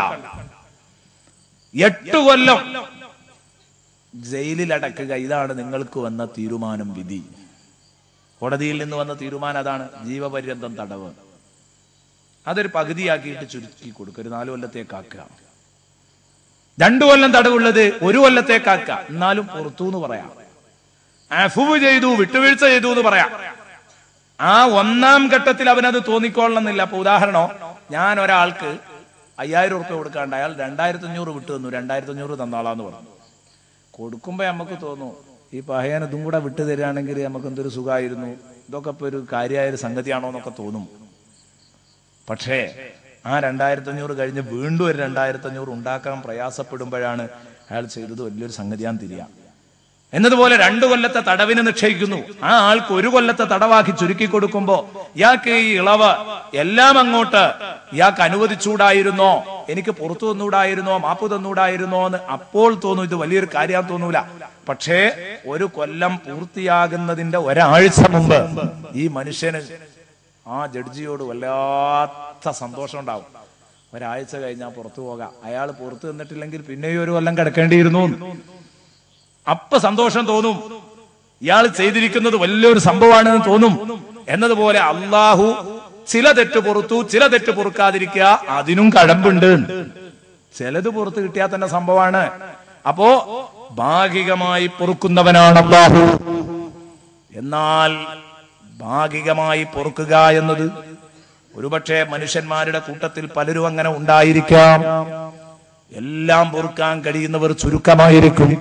അതേ അല്ലാഹു ഭാഗികമായി പൊറുക്കുന്നവൻ മാത്രമല്ല, നീ ചെയ്ത മുഴുവൻ പാപങ്ങളും അൽ ഗഫൂർ യഗ്ഫിറു ദുനൂബ ജമിഅ, മുഴുവൻ പാപങ്ങളും പുറത്തു തരുന്നവനാണ് പടച്ചോൻ. അല്ലാഹു എല്ലാം അങ്ങോട്ട് പുറത്തു തന്നു. ആരാ പടച്ചോന്റെ മുകളിൽ മറ്റൊരാൾ ചോദിക്കാൻ, എന്തിനാ നീ നിന്റെ അടിമക്ക് പുറത്തു കൊടുത്തത്? റബ്ബിനെ കണ്ണുരുട്ടി പേടിപ്പിക്കാൻ പറ്റിയ ഒരു മേലധികാരിയും റബ്ബിന്റെ മുന്നിലില്ല. അതുകൊണ്ട് തന്നെ റബ്ബിന് എല്ലാം പൊറുക്കാം കഴിഞ്ഞില്ല. എല്ലാം പുറത്തു എന്ന് വെക്കുക. നമ്മുടെ കുഞ്ഞിനെ നിഷ്ഠൂരമായി ബലാത്സംഗം ചെയ്ത് കൊല ചെയ്ത കൊലപ്പുള്ളിക്കൊരു പക്ഷേ കോടതിയിൽ നിന്ന് നമ്മൾ മാപ്പ് കൊടുക്കുന്നു, അയാളെ വധശിക്ഷക്ക് വിധിക്കുമ്പോ വേണ്ട, ഞാൻ അയാൾക്ക് മാപ്പ് കൊടുത്തിരിക്കുന്നു എന്ന് പ്രഖ്യാപിക്കുകയാണ്. നല്ല ഒരു മനസ്സിന്റെ ഉടമയാണെങ്കിൽ ഒരുപക്ഷെ ഇങ്ങനെ ചെയ്തേക്കാം. ചെയ്തു എന്ന് സങ്കല്പിക്കുക. അയാൾക്ക് മുഴുവൻ തെറ്റുകളും നമ്മൾ മാപ്പാക്കി കൊടുത്തു, ശിക്ഷ മുഴുവനും ഇളവ് ചെയ്തു കൊടുത്തു. എന്നാൽ ഇയാൾ എന്തു ചെയ്താലും മാപ്പ് തരുന്നവനാണെന്ന നിലക്ക് പിറ്റേന്ന് നിങ്ങളുടെ അടുത്ത മോള് സ്കൂളിൽ പോകുമ്പോ ആ മോളെയും പിടിച്ചവൻ പീഡിപ്പിച്ചാൽ പിന്നെ നമ്മൾ അവന് മാപ്പ് കൊടുക്കില്ല. പടച്ചവൻ അങ്ങനെയല്ല. ഒരിക്കലെല്ലാം പുറത്തു, പിന്നെയും അവൻ ഇതൊരാനുകൂല്യമായി കണ്ടു വീണ്ടും ചെയ്തു എന്നാ കരഞ്ഞ് കണ്ണു കലക്കി പറയുന്നുണ്ടോ, അള്ളാഹു വീണ്ടും പൊറുക്കും. ഗഫ്ഫാറാണ് പടച്ചോൻ. എത്ര വട്ടവും പൊറുക്കാൻ പടച്ചോനോട് കഴിയും. ഇതൊന്നും കിട്ടണമെന്ന് ഉറപ്പ് പറയാൻ പറ്റൂ, കിട്ടുമെന്ന് ഉറപ്പ് പറയാൻ പറ്റൂല. കിട്ടുക എന്നതാണ് കൂടുതൽ സാധ്യതയും. കാരണം അത്രയും വട്ടാണ് ഈ ഗഫാർ എന്ന പ്രയോഗമൊക്കെ അള്ളാഹു തആല നടത്തിയത് ഖുർആനിൽ. നമ്മളൊന്ന് ഒരുങ്ങിയാൽ മതി, അള്ളാഹു നമ്മുടെ പാപം പുറത്തു തരും. നബി സല്ലല്ലാഹു അലൈഹി വസല്ലം പറഞ്ഞു, ഒരടിമ തൗബ ചെയ്യുമ്പോൾ അള്ളാഹുവിനുള്ള സന്തോഷം എത്രയാണെന്നറിയോ? അത് പറഞ്ഞു പരിചയപ്പെടുത്താൻ ഇമാം മുസ്ലിം റളിയല്ലാഹു അൻഹു ഉദ്ധരിക്കുന്ന ഒരു ഹദീസ് കാണാം. ഇമാം മുസ്ലിം റളിയല്ലാഹു അൻഹു ഉദ്ധരിക്കുന്ന ഒരു ഹദീസിൽ നമുക്കത് കാണാം. എന്താ പറഞ്ഞത്? ഒരടിമ തൗബ ചെയ്യുന്ന സമയത്തിൽ അള്ളാഹുവിനുള്ള സന്തോഷം. ഒരാള് നല്ലൊരു ഉദാഹരണത്തിലൂടെ റസൂലുള്ളാഹി അത് പരിചയപ്പെടുത്തിയത്. ആ ഉദാഹരണം ആരെയും ആകർഷിപ്പിക്കും. ഒരാള് മരുഭൂമിയിലൂടെ യാത്ര ചെയ്യാണ്. ഈ ഹദീസ് ബുഖാരിയിലുണ്ട്, മുസ്ലിമിലുണ്ട്. മുസ്ലിമില് പല തവണയും ഇത് വന്നിട്ടുണ്ട്. അതിൽ ഒരു റിപ്പോർട്ട് അനുസരിച്ചാണ്, കുറച്ച് വിശാലമായ ഒരു അവതരണമാണ് ഞാൻ ഇവിടെ നടത്തുന്നത്. ഒരു മരത്തിന്റെ ചുവട്ടിൽ അയാൾ വിശ്രമിച്ചു കൊണ്ടിരിക്കുമ്പോൾ, മരുഭൂമിയിൽ എവിടെയെങ്കിലുമൊക്കെ മരുപ്പച്ച കിട്ടും, അവിടെയാണ് ഇറങ്ങി താമസിക്കാറുള്ളത് യാത്രക്കാര്. അവിടെ ഇറങ്ങി താമസിച്ചു. എന്നിട്ട് ഇയാൾ ആ ക്ഷീണത്തിൽ ഒരു മരത്തിന്റെ ഒരു കുറ്റിമരത്തിൽ ഇങ്ങനെ ഇരിക്കുന്ന സമയത്ത് ഇയാൾ അങ്ങോട്ട് ഉറങ്ങിപ്പോകുന്നു. ഇയാളുടെ മൃഗത്തെ ഇയാൾ തൊട്ടടുത്ത് തന്നെ മുമ്പിൽ അവിടെ നിർത്തിയിട്ടിട്ടുണ്ട്. ആ മൃഗം ഇയാൾ ഉറങ്ങിയ പാടെ അത് നടന്നു നീങ്ങി. ഇയാൾ കുറെ കഴിഞ്ഞു, ക്ഷീണം കഴിഞ്ഞ് ഇയാൾ ഇങ്ങോട്ട് ഉണർന്നപ്പോ ഇയാൾ കാണുന്ന രംഗം, മുമ്പിൽ നിർത്തിയിട്ട മൃഗത്തെ കാണാനില്ല. പടച്ചവനെ ആകെ ബേജാറായി. കാരണം ഈ മരുഭൂമിയിൽ നിന്ന് എങ്ങനെ ഇനി എനിക്ക് നഗരത്തിലേക്ക് എത്താൻ പറ്റും? എങ്ങനെയാണ് ഞാൻ പട്ടണത്തിലേക്ക് എത്തുക? ഇതിന് മരുഭൂമികളുടെ ഭീകരമായ അവസ്ഥ അറിയുന്നവർക്ക് ഇത് സങ്കല്പിക്കാൻ കഴിയുള്ളൂ.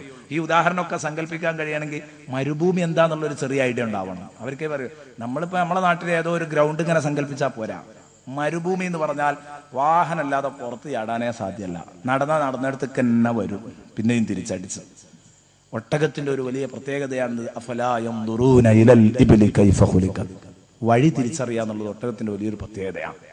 ഇമാം റാസി റഹ്മത്തുള്ളാഹി അലൈഹി പറയുന്നു, വഴി പിഴച്ചു പോയപ്പോ പിന്നെ ഒട്ടകത്തിന് വിട്ടുകൊടുത്തു. ഒട്ടകം കണ്ട വഴിക്ക് നടക്കട്ടെ എന്ന് കരുതി. ഇയാൾ തുളസിയിലൊന്നും പോയിട്ട് എങ്ങനെയായാലും ഒരു എക്സിറ്റ് കിട്ടുന്നില്ല. അവസാനം പിന്നെ ഒട്ടകത്തിന് വിട്ടുകൊടുത്തു. ഒട്ടകം പോണയിലാണ് പോട്ടെ, അപ്പൊ സുഖമായിട്ട് എക്സിറ്റ് കിട്ടി. ഇമാം റാസിയുടെ അനുഭവം മഹാനവറുകൾ തഫ്സീർ റാസിയിൽ എഴുതുന്നത് കാണാം. ഇമാം റാസിയുടെ അനുഭവം അല്ല, വേറൊരാളുടെ അനുഭവം ഇമാം റാസി എഴുതുന്ന നല്ലൊരു അനുഭവം. അഫലാ യൻദുറൂന ഇലൽ ഇബ്ലി കൈഫ ഖുലിഖത് ആ ആയത്തിന്റെ തഫ്സീറിലാണെന്നാണ് എൻ്റെ ഓർമ്മ. അല്ലെങ്കിൽ അല്ലദീ ഖലഖ ഫസവ്വാ എന്ന് പറഞ്ഞ ആയത്തിൽ എവിടെയോ ഒന്നത് പറഞ്ഞിട്ടുണ്ട്. ഏതാവട്ടെ, ഞാൻ പറഞ്ഞു വന്നത് എൻ്റെ പ്രിയപ്പെട്ട സുഹൃത്തുക്കളോട്, ഈ ഒട്ടകല്ലെങ്കിൽ ഇനി ഒരു പുറപ്പാട് കിട്ടുക എന്നുള്ളത് വളരെ പ്രയാസകരാണ്. ഇത് മനസ്സിലാക്കണമെങ്കിൽ ഒരു മരുഭൂമിയുടെ ദുരവസ്ഥ സങ്കല്പിക്കണം. ഞാൻ ഇപ്പോഴും ആലോചിക്കുന്നു, ഞാൻ ജിദ്ദയിൽ നിന്ന് ഒരു സഹോദരനുമായിട്ട് ഇങ്ങനെ സംസാരിക്കുകയാണ്. ഇയാള് നാട്ടിൽ നിന്ന് കയറിയിരുന്നത് ആടുവിസക്ക് കയറിയിരുന്ന ഒരാളായിരുന്നു.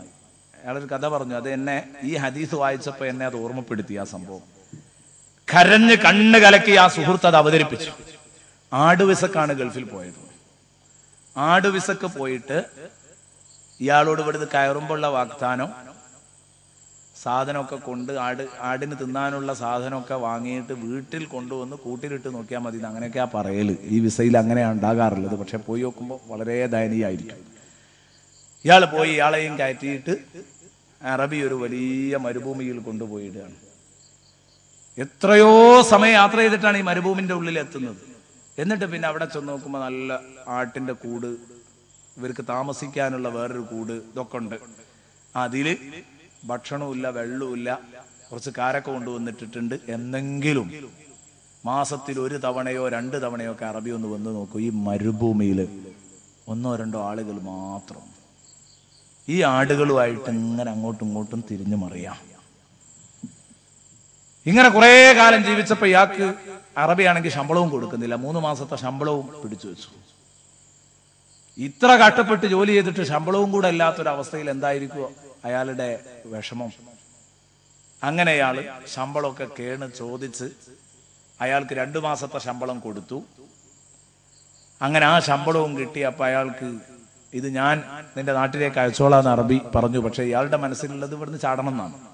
അപ്പൊ അതുകൊണ്ട് ഇയാൾ പറഞ്ഞു, വേണ്ട, നീ അയക്കണ്ട. പിന്നെ നീ എങ്ങനെയാ ഇവിടുന്ന് അയക്കുക? ഒരാളെയും നിനക്ക് കിട്ടൂലല്ലോ. കാരണം ഒരു പുറത്തേക്ക് യാതൊരു ബന്ധവുമില്ല, പുറം ലോകത്തേക്ക്. അത് വേണ്ട, നീ അയക്കണ്ട, ഞാൻ അയച്ചോളാന്ന് പറഞ്ഞാൽ അവിടെ വെച്ചു. എന്നിട്ട് ഇയാള് അന്ന് വിടുകയാണ്. അല്ലല്ലാന്നും പറഞ്ഞിട്ട് ആടുകളെ കഴിട്ടിട്ട് ഇയാൾ ഇറങ്ങി നടക്കുക. ഒരുപാട് നടന്നു. ഇദ്ദേഹനോട് പറഞ്ഞു, ഉസ്താദെ, നടന്ന് നടന്ന് നടന്ന് അവസാനം ദിവസങ്ങളോളം നടക്കുമ്പോ ഞാൻ കാണുന്നത് ഒരു ചെറിയ ഒരു ആൾവാസമുള്ള ഒരു സ്ഥലം. എനിക്കിങ്ങനെ തോന്നുകയാണ് അവിടെ എന്തോ ഒരു ആൾവാസമുണ്ട്. ദൂരത്തുനിന്ന് ഇങ്ങനെ നോക്കിയപ്പോ അങ്ങനെ നടന്ന് പ്രയാസപ്പെട്ടു. കുറെ ദിവസമായിപ്പോ ഇത് ചുറ്റൽ തുടങ്ങിയിട്ട് ചെന്ന് നോക്കുമ്പോ പോയ ആട്ടുംകൂട്ടിക്ക് തന്നെ തിരിച്ചെത്തിയത്. ഇത് എന്തൊരവസ്ഥയായിരിക്കും ഇതിലുണ്ടത്? നിങ്ങളൊന്നാലും ആ മനുഷ്യന്റെ കൽബ് എത്രത്തോളം തകരും. ഇത്രയും ദിവസം നടന്നിട്ട് റോട്ടിക്ക് ആടിയിട്ടില്ല. ഇപ്പൊ കണ്ടത് ഈ ആട്ടുംകൂട് തന്നെയാണ്. അങ്ങനെ വീണ്ടും നടന്നു നടന്ന് നടന്ന് അവസാനം അയാൾ ഒരു റോട്ടിൽ ചാടിയ കഥ. അങ്ങനെ ഒരു വണ്ടി വരുമ്പോ ആ വണ്ടിക്ക് കൈ കാട്ടി മക്ക എന്ന് പറഞ്ഞു. മക്കയിലെത്തി. അങ്ങനെ അദ്ദേഹം രക്ഷപ്പെട്ട ഒരു കഥയെ അദ്ദേഹം അവതരിപ്പിച്ചു. ഞാൻ പറയുന്നത്, ആ മനുഷ്യനൊക്കെ ഈ ഉദാഹരണം വല്ലാതെ തിരിയും. ഇത് ആകെ ആശ്രയമായിട്ടുള്ള ഒരു മൃഗം. അതൊക്കെ അവൻ ഇന്നത്തെ അവസ്ഥ. അപ്പൊ റസൂലുള്ളാഹിയുടെ കാലത്ത് ഈ മരുഭൂമിയുടെ അവസ്ഥ എന്തായിരിക്കും? അതും കൂടെ മനസ്സിലാക്കണം. എന്നിട്ട് ഈ മൃഗം ഇയാളെ തൊട്ട് അസ്തമിച്ചു, കാണാനില്ല. ഇയാൾ ഈ മൃഗത്തെ അന്വേഷിച്ചു നടന്നു. റസൂലുള്ള പറയാണ്, ആകെ അന്വേഷിച്ച് നടന്ന് തളർന്ന് അങ്ങനെ അവസാനം ദാഹം പിടികൂടിയാളെ, അങ്ങേയറ്റം ദാഹിച്ചു, അലഞ്ഞു, തൊണ്ട വരണ്ടു, മരിക്കുന്നു തോന്നി. വെള്ളം ഒരു മുറുക്ക് കുടിക്കണമെങ്കിൽ ഒട്ടകപ്പുറത്താ. എന്തെങ്കിലും ഒരു ഭക്ഷണം എടുത്ത് കഴിക്കണമെങ്കിൽ അത് ഒട്ടകപ്പുറത്താണ്. ഈ മരുഭൂമിയിൽ വെള്ളവുമില്ല, ഭക്ഷണവുമില്ല, എന്നാ ഒരു മനുഷ്യനുമില്ല, പുറത്തു ചാടാനൊരു നിർവാഹവുമില്ല. അവസാനം ഞാൻ പോന്ന മരച്ചുവട്ടിലേക്ക് തന്നെ പോകട്ടെ എന്ന് കരുതി ആ മരച്ചുവട്ടിൽ വന്ന് ആ തണലത്ത് മരിക്കാൻ വേണ്ടി തീരുമാനിച്ച് കിടക്കാന്ന് കരുതി. ഇമാം മുസ്ലിം റിപ്പോർട്ട് ചെയ്യുന്ന ഹദീസിൽ കാണാം. ഒരു റിപ്പോർട്ടിൽ ഇമാം മുസ്ലിം 1 ഡസനോളം തവണ ഈ ഹദീസ് ഉദ്ധരിക്കുന്നുണ്ട് പല ഭാഗങ്ങളിൽ. അതിലൊന്ന്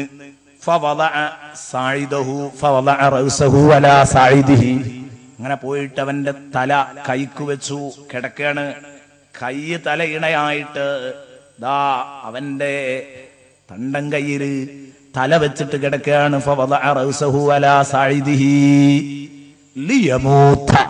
എന്തിനാണ്? മരിക്കുകയാണെങ്കിൽ മരിക്കട്ടെ എന്ന് കരുതിയിട്ട് മരിക്കാൻ വേണ്ടി കിടന്നതാണ്. അതിലയാൾ അങ്ങ് ഉറങ്ങിപ്പോയി. നല്ല ക്ഷീണമുണ്ട്. കുറച്ചു കഴിഞ്ഞപ്പോ അതിവിടുന്ന് ഇങ്ങോട്ട് എഴുന്നേറ്റപ്പോ അനുസരണത്തോടുകൂടെ അതാ തന്റെ മുമ്പിൽ വന്ന് വെള്ളവും ഭക്ഷണവും എല്ലാമായിട്ട് ആ ഒട്ടകം നിൽക്കുന്ന നിൽപ്പ് കണ്ടാൽ ചാടി എഴുന്നേറ്റതിനെ പിടിച്ച് എത്ര സന്തോഷമായിരിക്കും ആ മനുഷ്യൻ പങ്കുവെക്കുക, എത്ര മാത്രമായിരിക്കും അയാളുടെ മനസ്സ് നിറയാ. തനിക്ക് കൈവിട്ടുപോയി എന്നുറപ്പിച്ച ആ ഒട്ടകം തന്നിലേക്ക് തിരിച്ചു കിട്ടുമ്പോഴുള്ള സന്തോഷം, കളവ് പോയ കാറ് തിരിച്ചു കിട്ടുമ്പോഴുള്ള സന്തോഷം, കളവ് പോയ ബൈക്ക് തിരിച്ചു കിട്ടുമ്പോഴുള്ള സന്തോഷം, ഇതിനേക്കാളുപരി സന്തോഷിക്കുന്നു. റസൂലുള്ള പറയാൻ ലല്ലാഹു അശദ്ദു ഫറഹൻ ബിതൗബതി അബ്ദിഹി. തനിക്ക് കൈവിട്ടുപോയ ഒരടിമ ഇങ്ങോട്ട് മോനെ എന്ന് പറയുമ്പോ അങ്ങോട്ട് പോയി, കുടിക്കല്ല എന്ന് പറഞ്ഞപ്പം കുടിച്ചു കൂത്താടി, വ്യഭിചരിക്കല്ല എന്ന് പറഞ്ഞപ്പം വ്യഭിചരിച്ചു കൂത്താടി, പലിശ തിന്നല്ല എന്ന് പറഞ്ഞപ്പം തിന്നു. ഒരു കാലത്ത് അതാ ഒരു നിലക്കും പടച്ചോന് പിടുത്തം കിട്ടാതെ പിടിവിട്ടുപോയ ഈ അടിമ പടച്ചോന്റെ വാതിലിക്കലേക്ക് കയറി വന്നാൽ തനിക്ക് കൈവിട്ടുപോയ ഈ വാഹനത്തെ തിരിച്ചു കിട്ടുന്നതിലേറെ സന്തോഷമാണ് എന്ന് മുഹമ്മദുർ റസൂലുള്ളാഹി. കാറ് കളവ് പോയിട്ട് 2 മാസം കഴിഞ്ഞിട്ട് ആ കാറ് കിട്ടുകയാണെങ്കിൽ ആ മനുഷ്യന് എത്ര സന്തോഷം ഉണ്ടാവും. ഇതിലേറെയാണ് 40-40 കൊല്ലായി തന്റെ പിടുത്തത്തിൽ നിന്ന് വിട്ടുപോയ അടിമ പടച്ചോനെ എന്ന് പറഞ്ഞ് കയറി വരുമ്പോ പടച്ചോന്. ആലോചിച്ച് നോക്ക് നിങ്ങൾ, എന്തേ നമുക്ക് പടച്ചോനോട് പറയാനൊരു പ്രയാസം?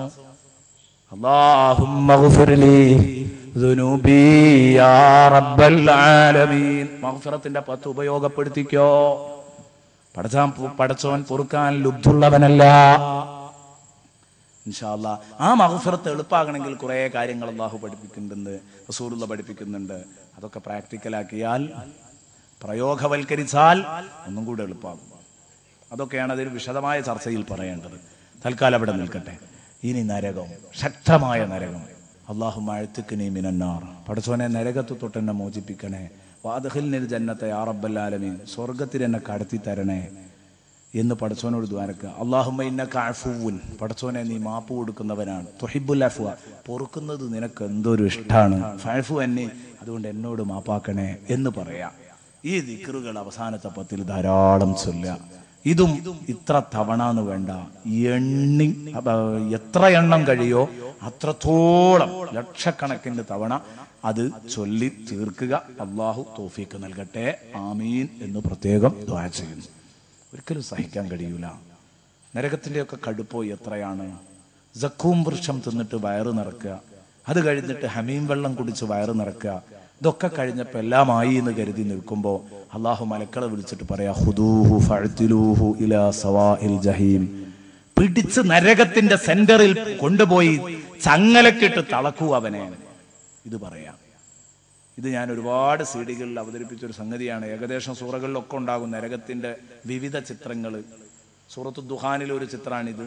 അത് സൂറത്തു ദുഹാനിലെ ചിത്രം പലയിടത്തും അവതരിപ്പിച്ചിട്ടുണ്ട്, വാക്കിയ അവതരിപ്പിച്ചിട്ടുണ്ട്, മുൽക്ക് അവതരിപ്പിച്ചിട്ടുണ്ട്, പലതും. അപ്പൊ നിങ്ങളത് വാങ്ങി കേൾക്കണം. എന്തിനു നല്ല മാറ്റം ഉണ്ടാകും. ഇത് കേട്ടിട്ട് മാത്രം ജീവിതത്തിലേക്ക് തിരിച്ചു വന്ന 100 കണക്കിന് ആളുകൾ പലപ്പോഴും ബന്ധപ്പെടാറുണ്ട്. ഇപ്പോഴും എന്നും ഇതിന് അനുഭവങ്ങൾ ഉണ്ടാകും.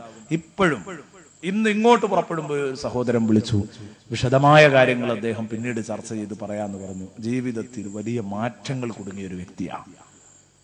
അദ്ദേഹത്തെ മാറ്റിച്ചത് വാഖിയ സൂറത്തിന്റെ അവതരണം കേട്ടിട്ടാണ്. എന്ന് പറഞ്ഞാൽ അതിലെ നരക പരാമർശത്തിന്റെ ഗൗരവം കേട്ടിട്ട്, സ്വർഗം ആ ഓഫർ കേട്ടിട്ട് അയാളുടെ ജീവിതം മൊത്തം മാറി. മലപ്പുറം ജില്ലയിലുള്ള ഒരു സഹോദരൻ ഇരുളടഞ്ഞ ജീവിതത്തിൽ നിന്ന് പ്രകാശത്തിലേക്ക് തിരിച്ചു വരുന്നു. അദ്ദേഹത്തെ പ്രചോദിപ്പിച്ചത് സൂറത്തുൽ മുൽക്കിന്റെ സീഡികൾ കേട്ടപ്പോൾ, ആ നരകവും സ്വർഗവും ജീവിത ലക്ഷ്യവും കേട്ടപ്പോൾ അയാൾ സ്വയം നന്നാവുകയാണ്. ഞാൻ പറയുന്നത്, നമ്മളൊരു കഥ പറയുന്നുവെങ്കിൽ, നമ്മളെ ഒരു സംഗതി വർണ്ണിച്ച് നിങ്ങളുടെ മുമ്പിൽ അവതരിപ്പിക്കുന്നുവെങ്കിൽ അതിലൊക്കെ എന്തായാലും ഉസ്താദിന്റെ വക ഉസ്താദ് കുറെ കൂട്ടിയും തോന്നും. പക്ഷെ അള്ളാഹുവിന്റെ ആയത്തുകൾ അത് അതർഹിക്കുന്ന ഗൗരവത്തിൽ ഓതി ഒരനക്കം പോലും ഒന്നും കൂട്ടാതെ ഉള്ളതുപോലെ അങ്ങോട്ട് അർത്ഥം പറഞ്ഞാൽ തന്നെ ശരിക്ക് തരിച്ചു നിൽക്കും മനുഷ്യൻ. നരകമൊക്കെ അങ്ങനെയാണ്. എന്തോ ഒരു അവതരണാണ്. സിദ്ദീഖ് റളിയല്ലാഹു അൻഹു പറഞ്ഞില്ലേ, നരകം മാത്രം, ഖുർആൻ അവതരിപ്പിച്ച നരകം മാത്രം ഒരൊറ്റ സൂറത്തിൽ ഒതുക്കുകയാണെങ്കിൽ ആ സൂറത്ത് ഓതുമ്പോഴേക്ക് ഞാൻ മരിക്കും. സിദ്ദീഖ് റളിയല്ലാഹു അൻഹു പറഞ്ഞു. സിദ്ദീഖ് റളിയല്ലാഹു അൻഹേ മരിക്കുള്ളൂ. നമുക്ക് ഖുർആൻ മുഴുവനും നരകമായാലും ഒരു കുലുക്കും പറ്റൂല. ഈമാന്റെ കുറവാണ്. ആലോചിക്കണം നിങ്ങൾ. സക്കൂം വൃക്ഷം തിന്ന ഈ സക്കൂം വൃക്ഷം എന്ന് പറഞ്ഞ സാധനം നരകത്തിൽ മുളച്ചു പൊങ്ങുന്ന ഒരു തടിയാണ്. ഇന്നഹാ ശജറത്തുൻ തഖ്റുജു ഫീ അസ്ലിൽ ജഹീം. സൂറത്തു സഫാത്ത് അല്ലാഹു പറഞ്ഞു, തീയിൽ മുളച്ചതാണ് ആ സാധനം. അതിന്റെ കമ്പുകളാ തിന്നാൻ തരിക, കായല്ല. അതിന്റെ കമ്പുകള്, മുള്ളുകള് അത് തിന്നാൻ തരും. തിന്നാൻ വേണ്ടി വായിലിടുമ്പോഴേക്ക് പല്ലു തെറിക്കും. അതുപോലെ തന്നെ മോണ തകരും, അണ്ണാക്ക് തകർന്നു, ചങ്ക് പൊട്ടി. ഇങ്ങനെ അതിന്റെ ഒരു കഷ്ണം എങ്ങനെയെങ്കിലും വയറ്റിലെത്തിച്ചാൽ പടച്ചോനെ പറഞ്ഞതിനും മാത്രം ഒരു കഷ്ണം തിന്നു, ഇനി എന്നോട് നിർബന്ധിക്കരുത് എന്ന് പറയാമോ? ഇല്ല. അള്ളാഹു പറയുന്നു,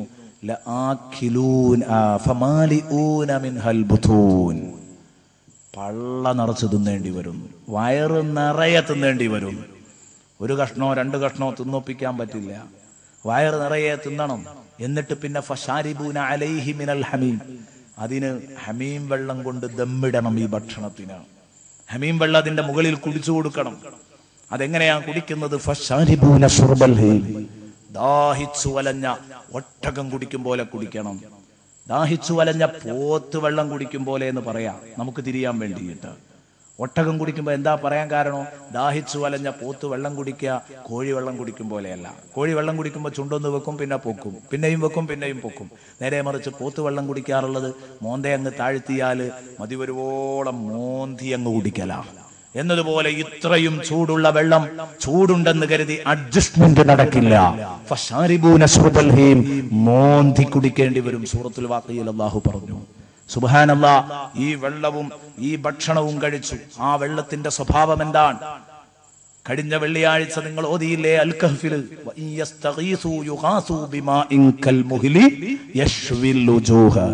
ആ വെള്ളത്തിന്റെ സ്വഭാവം. അത് കുടിക്കാൻ വേണ്ടി നിങ്ങൾ വായോടടുപ്പിക്കുമ്പോ ആ ഗ്ലാസിൽ നിന്ന് പൊങ്ങുന്ന താപത്തിന്റെ കടുപ്പം കൊണ്ട് നിങ്ങളുടെ മുഖത്തുള്ള മാംസം കരിഞ്ഞുണങ്ങി ഇങ്ങനെ വീഴും, ഉരുകിയൊലിക്കും. ഞാൻ ചോദിക്കട്ടെ, വെട്ടിത്തിളക്കുന്ന വെള്ളം 1 മണിക്കൂർ മുഖത്തിന്റെ ചുവട്ടിൽ വെച്ചോ, മുഖം ഒന്ന് കരിയുക പോലും ചെയ്യോ? ചിന്തിക്കണോ? അപ്പൊ എത്രയാണ് ഈ വെള്ളത്തിന്റെ ചൂട്? ഈ വെള്ളം കുടിക്കണം എന്ന് പറഞ്ഞാൽ നമുക്ക് സാധ്യമാണോ കൂട്ടുകാരെ? അതും പോത്ത് കുടിക്കും പോലെ മോന്തി കുടിക്കണം എന്ന് പറഞ്ഞാൽ ഇത് മറ്റാരും പറഞ്ഞതല്ല, പടച്ചോൻ പറഞ്ഞതാ. ഫശാരിബൂന ശുർബൽ ഹീം, നിങ്ങൾ കുടിച്ചേ പറ്റൂ. ഇങ്ങനെ നിങ്ങൾ കുടിക്കേണ്ടി വരും. ഇതൊരു ഗതികേടാണ്, ദുര്യോഗമാണ്. അള്ളാഹു നമ്മളെ കാക്കട്ടെ.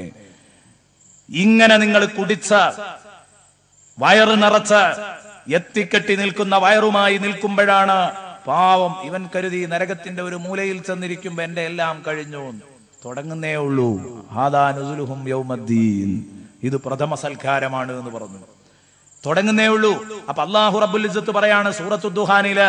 അപ്പോഴാണ് അല്ലാഹു മലക്കുകളെ വിളിച്ചിട്ട് നിർദാക്ഷിണ്യം മലക്കുകളോട് അല്ലാഹു കൽപ്പിക്കുന്നത്. ദാക്ഷിണ്യം എന്താന്ന് അവർക്ക് അറിയൂല മലക്കുകൾക്ക്.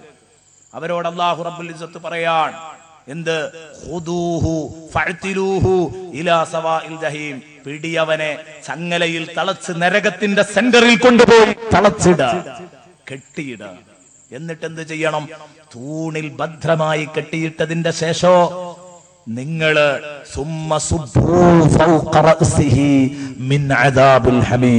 ഈ ഹമീം വെള്ളം ഉണ്ടല്ലോ, ഏത് ഹമീം വെള്ളം?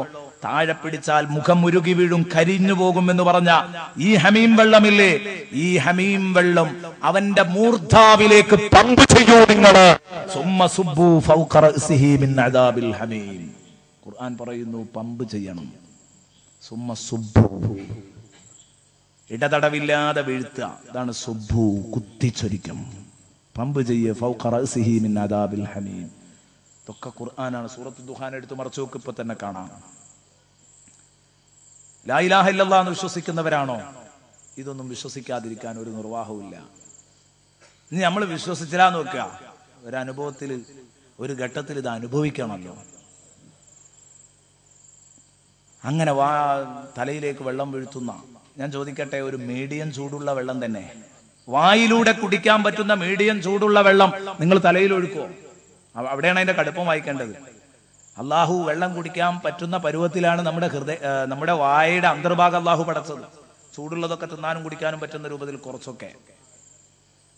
അത് ഹമീം വെള്ളം കുടിക്കാൻ കഴിയൂല, സക്കൂം വൃക്ഷം തിന്നാൻ കഴിയൂല, അത് വേറെ വിഷയം. എന്നാലും മിതമായ ചൂടുള്ളത് തന്നെ വായിലൂടെ കുടിക്കാൻ പറ്റുമെന്ന് പറഞ്ഞു. അത് നിങ്ങൾക്ക് മൂർധാവിൽ ഒഴിക്കാൻ പറ്റുമോ? കുടിക്കാൻ ചൂടുള്ള ഒരു മിതമായ ചൂടുള്ള ചായ, ഒരു ഗ്ലാസ് ചായ നിങ്ങളൊന്ന് തലയിലൊഴിക്കട്ടെ, സ്വഭാവം അറിയാം. അവിടെയാണ് താഴ്ഭാഗത്ത് കൊണ്ടു ചെല്ലുമ്പോഴേക്ക് മുഖം കരിഞ്ഞു വീഴുമെന്ന് പറഞ്ഞ ഈ വെള്ളം അണമുറിയാതെ തലയിലേക്ക് ഇങ്ങനെ വന്ന് പതിക്കുന്നത്. തലയൊന്ന് തെറ്റിക്കാൻ പോലുള്ള അവസരമില്ല. അപ്പൊ ദൂരെ നിന്ന് മലക്കുകള് ഇവൻ നിലവിളിച്ച് കരയാണ്, ഹാവൂ എനിക്ക് കഴിയില്ല എന്ന് പറഞ്ഞ് നിലവിളിക്കുമ്പോ മലക്കുകൾ പറയുകയാണ്. എന്താ മലക്കുകൾ വിളിച്ചു പറയുന്നത്? ശരിക്ക് അതിന്റെ ടേസ്റ്റ് ഒന്ന് ആസ്വദിച്ച മോനെ, ടേസ്റ്റ് ഒന്ന് ആസ്വദിച്ചോ. മലക്കുകൾ വിളിച്ചു പറയാണ്, ടേസ്റ്റ് ആസ്വദിക്കുന്നതിൽ നിന്ന് വിട്ടു നിൽക്കണ്ട, ശരിക്കും അനുഭവിച്ചോളൂ. എങ്ങനെയുണ്ട് മോനെ എന്ന് ചോദിക്കുകയാണ്. മലക്കുകൾ അകലെ നിന്ന് വിളിച്ചു പറയുന്നു, നല്ല രസല്ലേ, നല്ല അനുഭവല്ലേ, ദുനിയാവെന്ന് പറഞ്ഞപ്പോ ഒരു കുലുക്കവുമില്ലായിരുന്നല്ലോ, ഇപ്പൊ എങ്ങനെ ഉണ്ടടാ എന്ന് മലക്കുകൾ ദൂരെ നിന്ന് ചോദിക്കുമെന്നാണ്. സുബ്ഹാനല്ലാഹ്, അല്ലാഹു റബ്ബുൽ ഇസ്സത്ത് നമ്മളെ കാക്കട്ടെ. ഇതെനിക്ക് നിങ്ങൾക്കും അനുഭവിക്കാനുള്ള കേസാണ്. ഇതാണ് പറയുന്നത് അല്ലാഹുമ്മ അഅ്തിഖ്നി മിനന്നാർ, അല്ലാഹുമ്മ അഅ്തിഖ്നി മിനന്നാർ. പടച്ചവനേ, ഞങ്ങളെ നീ നരകത്തിൽ നിന്ന് കാക്കണേ അല്ലാ എന്ന് പടച്ചവനോട് ദുആ ചെയ്യാണ്. അപ്പൊ ഇത് ശരിക്ക് മനസ്സിൽ ഉറപ്പിച്ച, ഇത് എനിക്ക് വരാനുള്ള കേസാണെന്ന് ഉറപ്പിച്ച് ഇത് മനസ്സിൽ കണ്ടുകൊണ്ട് ചൊല്ലി ഈ ദിക്ർ, ഈ ദുആ, അല്ലാഹുമ്മ അഅ്തിഖ്നി മിനന്നാർ. അപ്പൊ ഫലം ഉണ്ടാവും, അപ്പൊ അത് ഫലപ്പെടും. അള്ളാഹു അതിന് നമുക്ക് തൗഫീക്ക് നൽകട്ടെ. ഈ റമദാനിലെങ്കിലും ഇതൊക്കെ നേടിയെടുക്കുന്ന മുത്തഖീങ്ങളിൽ അള്ളാഹു നമ്മളെ പെടുത്തട്ടെ. ആമീൻ എന്ന് ദുആ ചെയ്യുകയാണ്.